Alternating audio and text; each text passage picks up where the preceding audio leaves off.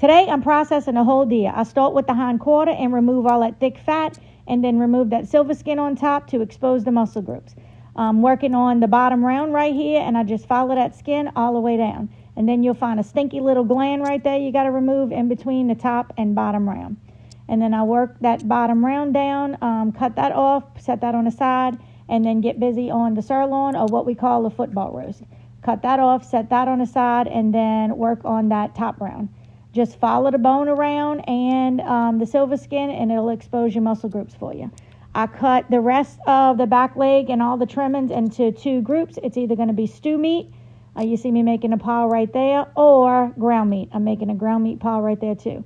Then I trim that eye of the round off that bottom round. I cut that up, in this case, in the stew meat, and just trim everything up. I did the same thing to the other hind quarter, and then I removed that sinew right there and cleaned it up real good. My father-in-law uses that in his bow making right there.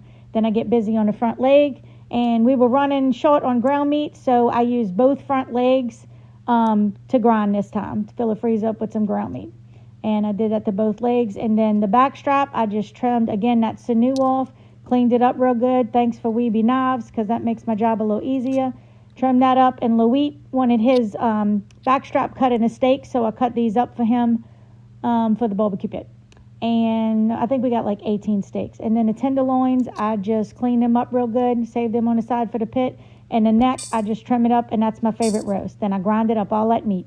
Hey y'all, Mama Wheat. I just finished processing a whole deer for little wheat, so I wanted to show y'all what I got out of it. Let me come around because I can't reach. Okay, I'm on a bar stool.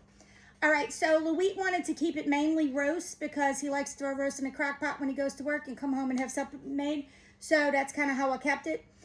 So we have the top and bottom rounds and the 2 football sirloin roasts out the 2 hind quarters. I have a video on that. I'll show that. All the trimmings either go in 1 to 3 piles. Either it's really good trimmings, that's our stew meat. It's not so great, not quite stew meat, has a little fat nut on it, so that goes in our ground meat pile. And then I make a pile for the dogs. So I grind up all the trash stuff, and they feed it to the puppies.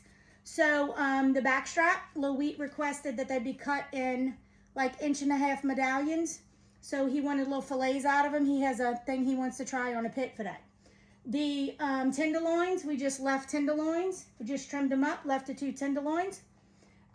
The front shoulders, we grind up with all the trimmings. So this is the 2 front shoulders also.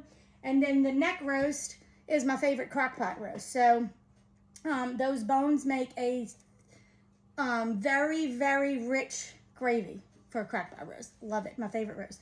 So I just trimmed that up a little bit and left that a roast. So he has 6, 7 roast, probably 3 or 4 stews out of this. And then no telling what he's got out of this. Probably, I don't know how many pounds that is, but he's going to make chili, spaghetti, hot tamales, hamburgers, all kind of stuff with that ground meat.